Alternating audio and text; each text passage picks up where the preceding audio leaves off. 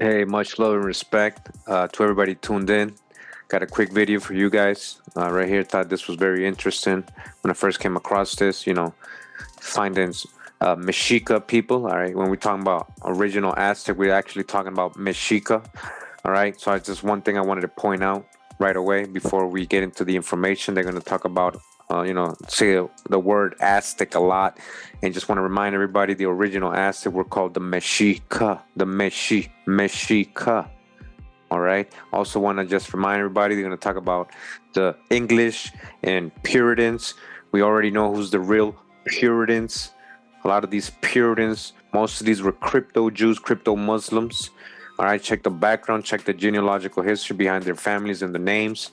All right, we got a lot of future videos that are going to cover this. We've already covered this in the past already.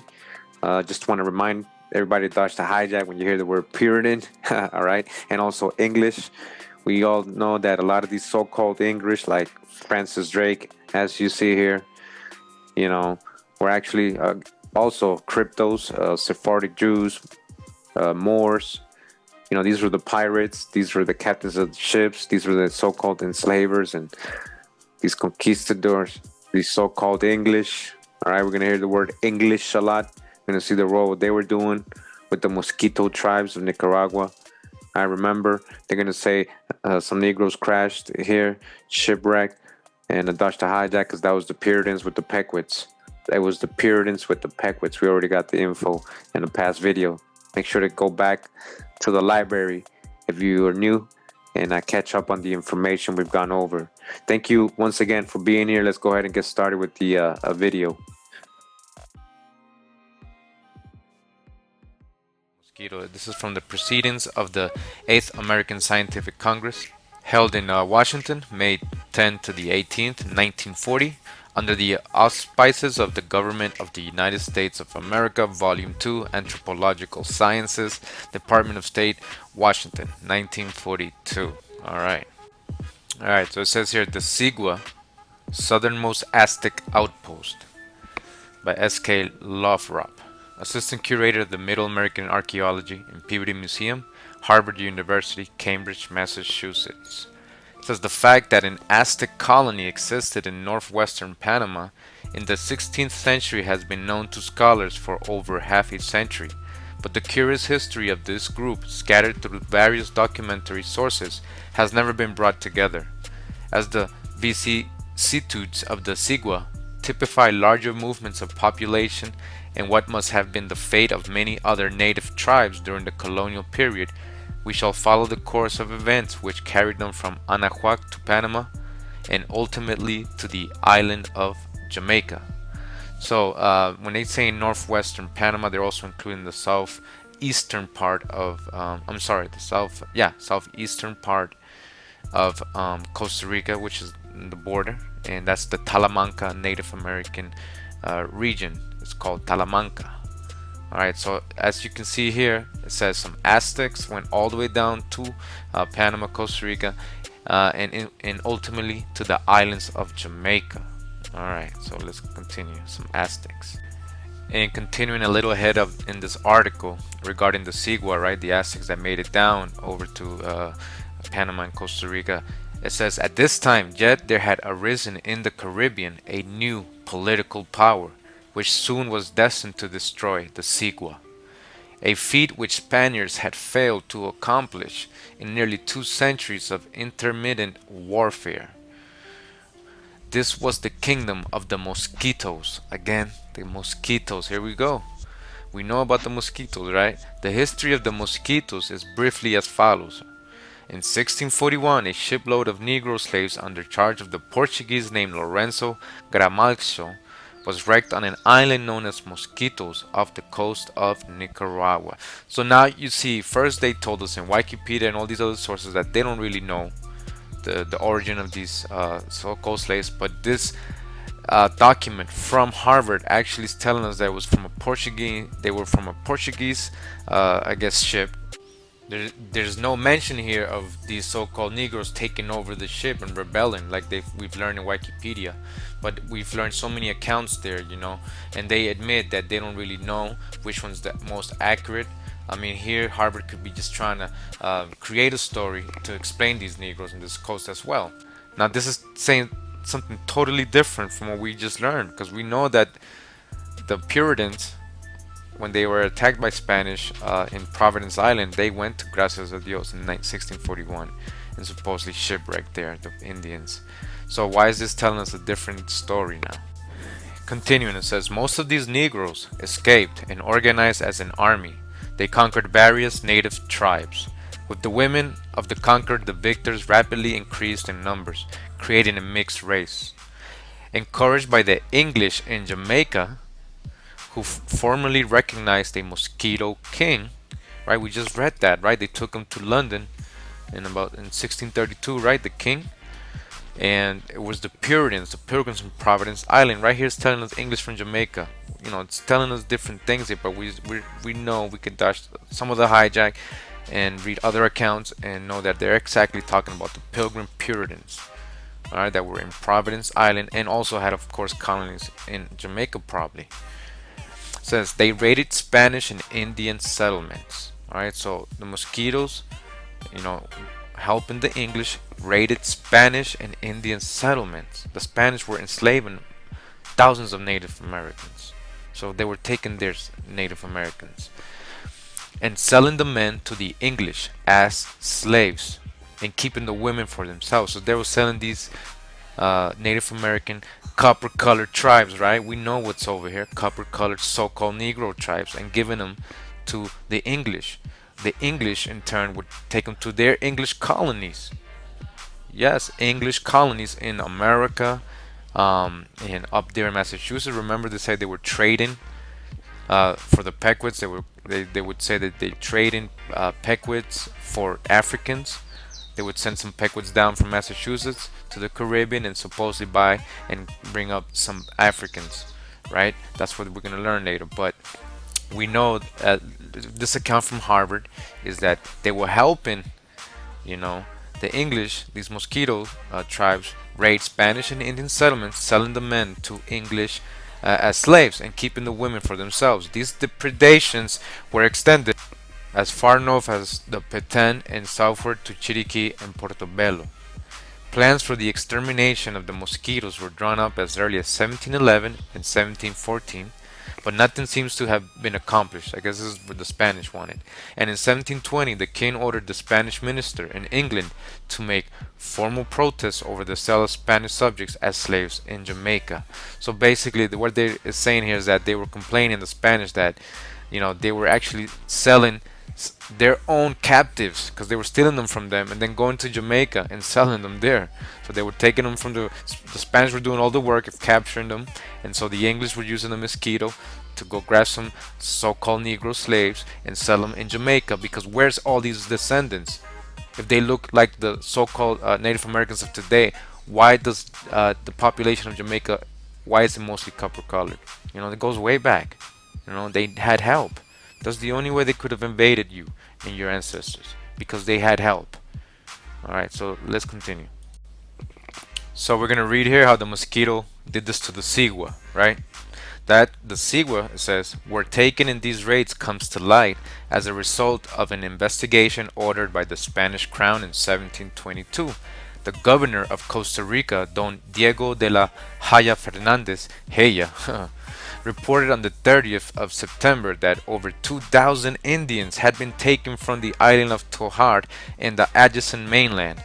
The greater part of these had been exchanged in Jamaica for guns and munitions, iron and steel and coarse clothing, which traffic is current every year. So you can see this account, how many they took over from this area of Costa Rica and Panama, which were the Sigua, which were actually Aztecs, right? This is Aztecs, Mexica, right? Who are the Mexica, coming all the way from Aztlan in Utah?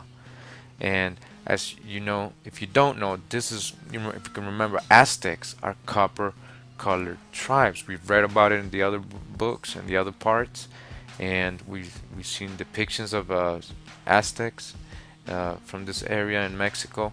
So we're talking about copper colored people being enslaved by the thousands, right, and sent to Jamaica for guns and munitions. All right, it says here by another copper-colored tribe, the Mosquitoes, helping the English Puritans do this. And who was in charge of this whole Puritan Providence Island Company? The Earl of Warwick. We're gonna get to him. You're gonna see how important he is in this whole transatlantic slave trade, right? The Earl of Warwick, the Puritan hero. And just to finish up with this article, it says here this island is very fertile and abounds in fruits such as plantains, pineapples, etc. They're talking about these islands off the coast of Panama and Costa Rica where these Sigua were living after a while because they had fled the mainland because they were getting attacked since they were foreigners to the local people there because they're Aztecs. They moved to the islands. So it says, but as I am informed, it is already deserted on account of the repeated invasions which have been made by the Sambos and Mosquitoes, in league with the English who carry away the people, selling the men in Jamaica and making use of the women. The few that are left have withdrawn into the hills, where they have their settlements or palenques. So this is telling us, this document from Harvard saying that there was actually a few that stayed in the hills. These Aztec tribes stayed here. Copper colored tribes stayed here, and this other copper colored tribe, right? These Sambos, if you look up the word Sambos, it's going to tell you it's all African, African, African. But you can see here, these were already here in 1630 when the Puritans arrived there. They made deals with them. They were already a tribe. All right. So, continuing, just want to show you what what kind of people in these days live in this area of Costa Rica down here in this region of Talamanca and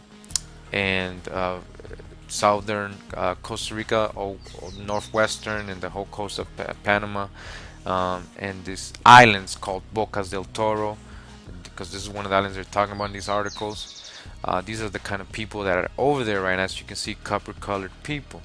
It's you know, the stories that they tell us is that these are Jamaican ancestors that were brought here in the 1800s to build the railroads to help with the plantations of bananas and the railroads and the coffee and all that and the chocolate, but mostly railroads. And they do speak Patois. They do a type of Patois, right? Creole English. But as you can see, what first account is there? Which way? So we're seeing that they actually were sent from Costa Rica to Jamaica first. And maybe, yeah, there was, the English kept using these same people, these same tribes, these same indigenous people back and forth from there because they say they brought them in the 1800s again. But who were they bringing? Who was already over there from the 1600s by the thousands? Were they bringing some of them back?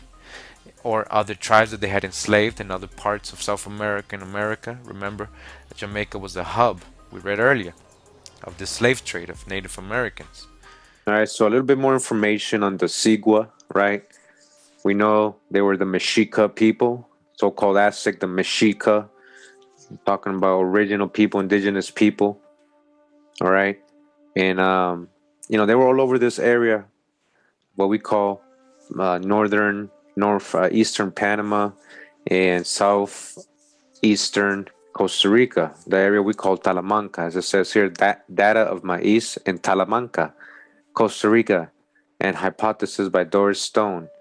It says what is now known as the Talamanca Valley is in truth the great floodplain of the Tarire, Tilire, or Sixaola River in northeastern Costa Rica in pre-Columbian times.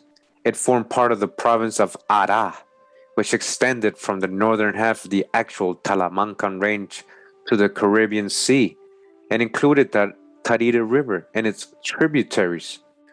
All right, so let's go real quick to a map. I want to show you guys exactly what we're talking about so we can get a clear perspective. We're talking about the Caribbean Sea, right? Caribbean Sea right over here. Caribbean Sea, it extended all this. Again, remember, a lot of these Caribs and Arawaks were all over Central American coast, originally there too. All right, and that's the case in this area. A lot of influence here. This is what we call the Talamanca region of Costa Rica. Is right at the border of Panama and Costa Rica. Right here is Panama, and right this white line separates Panama and Costa Rica. This is one of the towns I go to a lot. well, I used to go to a lot. It's one of the last paradise on earth, Puerto Viejo. If you guys ever get a chance to go to Costa Rica, make sure to visit Puerto Viejo. It's very beautiful there. Beach town, very peaceful, Caribbean vibe.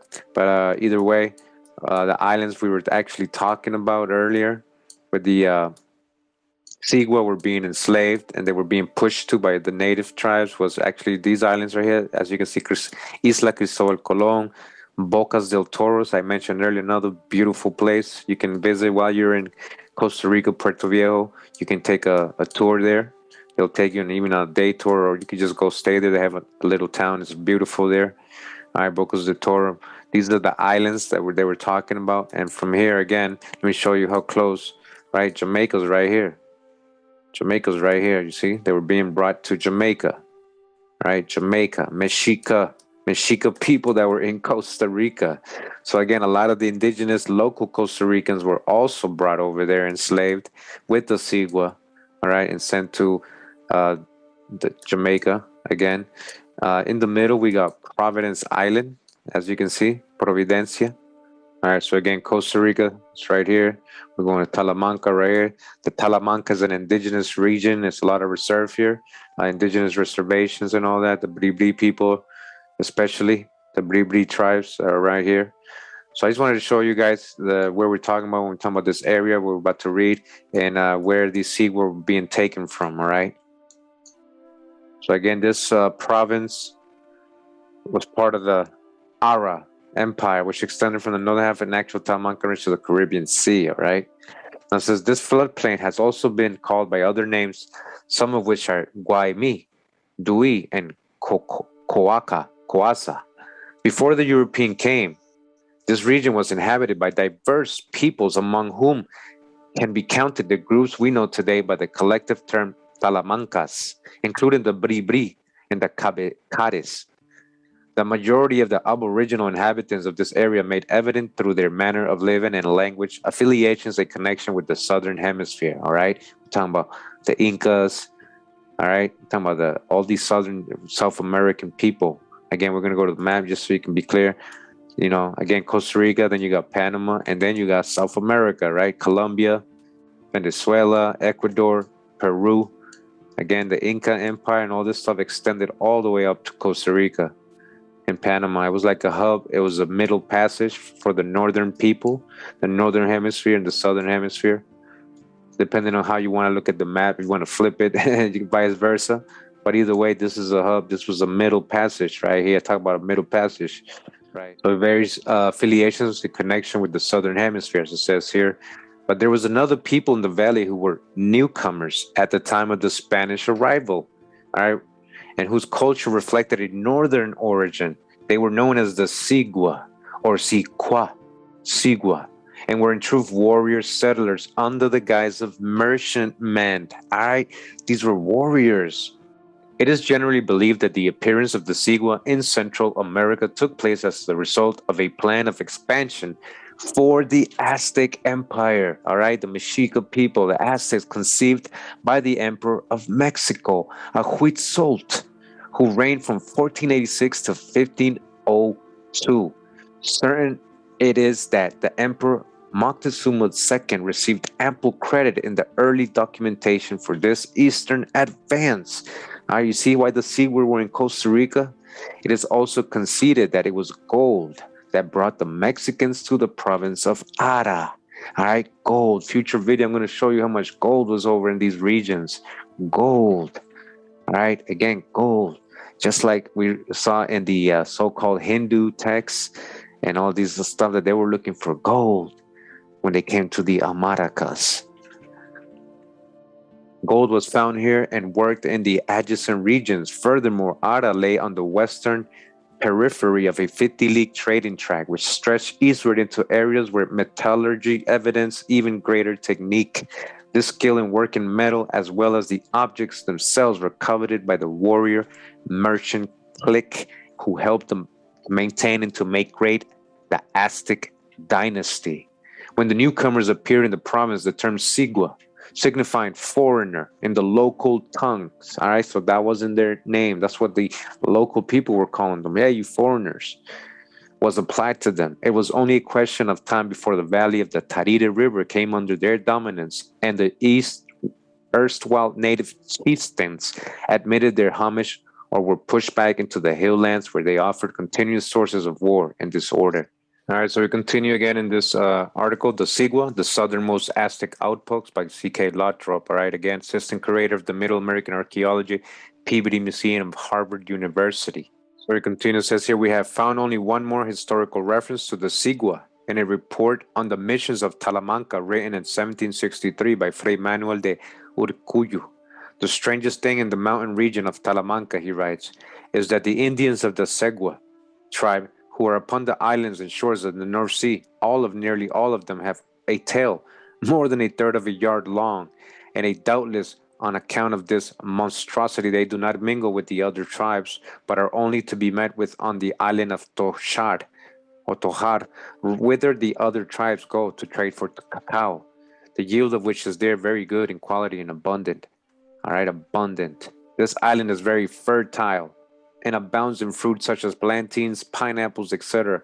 But as I am informed, it is already deserted on account of the repeated invasions which have been made by the Sambos and Mosquitos, these tribes, these people that are mixing with a lot of these yeah, they're helping again the Sephardic Jew, the English enslave other tribes in league with the English, right? So-called English, who carry away the people. Carrying away what people? The Sigua and the local people in Costa Rica, and the Sigua, the Mexica people that were there, and selling them, man, in what? Jamaica. Jamaica. They're being sent to Jamaica. They're not Africans that are being sent to Jamaica. It's other indigenous people. These are the people they eventually called other Negroes. And making use of the women, the few are left have withdrawn into the hills where they have their settlement or palenques. We have dealt at length with the Sigua because they illustrate two great movements of natives population in an aboriginal and one aboriginal and one in colonial times. The first concerns the expansion of the Aztec. It is a matter of general knowledge that a great migration of Toltecs from Mexico had taken place several centuries before the conquest, which brought Mexican settlers to Yucatan, Guatemala, Salvador, and Nicaragua.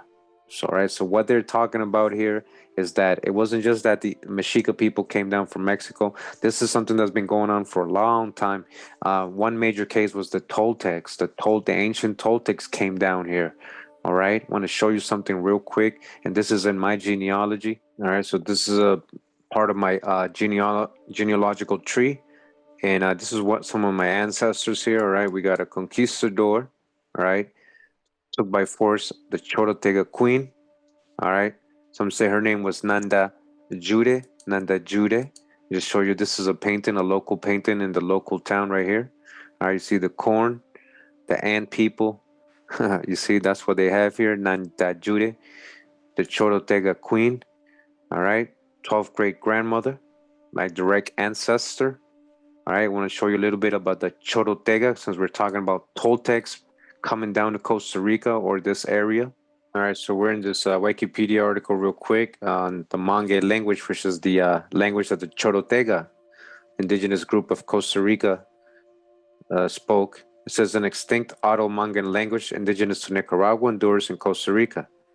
All right, so I just want to go towards the history, right, of the. It says here some sources list Choluteca as an alternative name of the people in their language. And this has caused some, for example, Terence Kaufman, to speculate that they were the original inhabitants of the city of Cholula, who were displaced with the arrival of the Nahua people in central Mexico. All right. Cholula, remember Cholula is where we got the Pyramid of Cholula, the really big, one of the largest pyramids in the world, actually the largest in mass and widest in the world. All right. Pyramid of Cholula. 1200s, these people had to, like, something happened, some invasion with the Nahua, the Tolteca Chichimex. The etymology of the nomenclature Chorotega in this case would come from the Nahuatl language, where Choloteca means inhabitants of Cholula. Inhabitants of Cholula, or people who have fled. They had to flee from Mexico, the region of southernmost Honduras known as Choluteca, along with Choluteca City, derived their names from this Nahuatl word. Choluteca was originally inhabited by Chorotega groups, all right? It's the same people, Chorotega. Daniel Garrison Brinton, all right, Daniel Brinton, very famous scholar, argued that the name Chorotega was a Nahuatl exonym, meaning people who fled. The people who fled from where? From Cholula, Mexico, given after defeat by Nahuatl forces. That split the Chorotega Mangwe people into groups. He argued that the better nomenclature was Mangue, derived from the group's endonym Manqueme, meaning lords. In Guayaquil, Costa Rica, the Mangue have been absorbed into the Costa Rican culture, losing their language. All right, but pottery techniques and styles have been preserved. All right, losing, we have been absorbed. All right, we have been absorbed. This is my 12th great grandmother. All right, we have been absorbed, becoming part of the local the population known as Costa Rican today. So today I'm a Costa Rican. All right, so have a lot of deep history again. He got with the conquistador who had a kid with her, the conquistador Sephardic Jew, the Sephardic crypto, these crypto, there's Hernandez, all right, crypto family. I got with this queen and had Luisa Hernandez, my 11th great grandmother, and then she got with Matias de Palacios, and so on and so on, yo. So again, back in the article, I remember it's telling us of a great migration of Toltecs, right? Going from Mexico down into this area, right? I just showed you that Chorotega are actually from Cholula. That was a Toltec city. The Aztec, however, although they found no large colonies when they later rose to power, were ambiguous travelers who reached the raided areas far beyond those listed in their tribute rolls. The earliest of these journeys which have been recorded took place during the reign in Mexico of Emperor Ahuitzotl, who sent his troops southward to seek an alliance with one of the major tribes of Guatemala, a proposal which was everywhere rejected. It appears that previously there had been a penetration of the Aztec merchants who had settled all over Guatemala and Salvador in order to act as spies. The Guatemalan chiefs cleaned up this fifth column, which then moved to Salvador and to a place called Cuilo Nemiji on the north coast. Various Aztec settlements in northern Honduras, dating apparently from just before the conquest, have also been recorded. In Nicaragua, there was a large Mexican colony of Toltec ancestry on the Pacific coast, on the North Sea, and near the Desaguadero Rio San Juan. All right, that's again, a lot of that is Chorotega territory, where rode Torquemada. There's a town of these Indians, and they speak a Mexican dialect not so corrupt as that of the Pipiles. The suspicion that this was an Aztec colony is based not only on this statement, but also on a royal cedula dated 1535, in which the Queen of Spain ordered the outlet of the San Juan River. All right, so the San Juan River, real quick. All right, so we're back at the map. San Juan River is actually the river which separates Costa Rica and Nicaragua. All right, so they're talking about this whole area of Nicaragua, all this that meets with the northwestern part of Costa Rica, or this part what we call Guanacaste, where the Chorotega roamed. They had an empire here. All right, again, the San Juan River, what they're talking about right now. So they ordered the outlet of the San Juan River to be explored because gold, all right, gold was shipped thence to Moctezuma by way of Yucatan. So Aztecs were here getting gold, all right. They were where? Right here. In this whole area, they were trying to get gold. They were getting gold. There was gold all over Costa Rica and Panama, South America, all this area. There was so much gold. Guyana, all this was Gold Coast and Pearl Coast. Remember? All right. Torquemada also wrote of Nahua-speaking Indians who pushed down the San Juan River and then went to Nombre de Dios in eastern Panama. Possibly the Sigua were part of this band. It is also possible that they formed the tribe of whom Anda Goya wrote. In Nombre de Dios, there was a certain race of people called Churchures, with a language different from that of the other Indians. They came to settle in this place in canoes from Honduras. These instances of Aztec penetration to the south from Mexico, which we have mentioned, are isolated to be sure, but apparently they represent a consistent scheme of expansion conceived by the Emperor Ahuitzotl and continued under his successor Moctezuma II. Had not the Spaniards arrived, it seems quite possible that the Aztecs in course of time might have conquered or made tributary most of Central America. All right, so that's deep right there. So if the Spaniards or the Sephardic Jews wouldn't have come and ruined their plans, these Mexica people who were conquerors, right, they wanted to hold it down here, they probably would have made, they were really powerful. The armies they had couldn't match, with the local, peaceful people that were here, really, you know. So they're saying if they hadn't arrived, it seems quite possible that these Mexica people, in the course of time, might have conquered or made tributary most of Central America. Yet it is doubtful that they possessed the political sagacity to consolidate their holdings as did the Inca dynasty. At any rate, the Sigua represent the process of expansion of a strong military state, arrested before it had attained maturity. Arrested by who? The so-called Sephardic Jew, the English. We may also know that the Sigua later formed part of a great forced migration from the American continent to the West Indies, all right? To the what? West Indies. These Sigua, these Mexica people being sent where? To the West Indies. Who was in the West Indies? Plantations where slaves were needed primarily to work in the mines and later on the plantations. Slaves who? Who were the slaves? The Sigua, the Mexica, Aztecs that were in Costa Rica. They were there in a military expedition trying to colonize, get down, get the gold, resources, all that. Montezuma had plans. The first Spanish settlers were very uneconomical in their treatment of labor, and the Antillean populations was rapidly exterminated. Again, remember they're saying, remember what they told us in history, that the Hispaniola and all these places, they were treating the Indians so bad that they almost exterminated them, that they had to bring so-called Africans. But in reality, again, this is just another account. You guys know all my past videos of the slavery of American Indians. It's being sent to Jamaica, to Hispaniola. Now we're getting another account. Remember the Lucayans? We're getting another account here. Again, it wasn't Africans that were sent into these islands. All right, they had local labor they could use here. They had local labor like these Sigua people, these Aztec Mexica people, who were again later sent to the plantations. The first Spanish settlers were very economical. They almost exterminated people. On the other hand, in parts of the mainland which produced no precious metals, there was, from the Spanish point of view, a surplus of labor, free labor. They didn't go to Africa, which could be sold for profit, Talking about American Indians, not Africans. The extent of this trade has not been fully recorded. The extent of this trade was been ignored. It has not been recorded. They told you a lie. They've been ignoring this. It has not been recorded, my people. So I'm telling you right now, all right? I want you to know about the Sigua. I want you to know about this story, all right? You might have this if you're Jamaican. You might have this ancestry. It apparently has left little trace in the present population of the Antilles because the Indians died off rapidly, it says. It says you went extinct. Look what they're trying to say. Dodge the hijack. It says you went extinct, you died off rapidly under the combination of strange surroundings, bad food, hard labor conditions which Negro slaves were able to survive. What Negro slaves? All right, dodge the hijack. You get it? What Negro slaves? Show us the records. What do you mean by that? Because these Mexica, these Aztec are so-called Negro too. All right, so dodge the hijack. This is very important. This is why I wanted to show you guys. This is a scholarly source. All right, very scholarly source from here.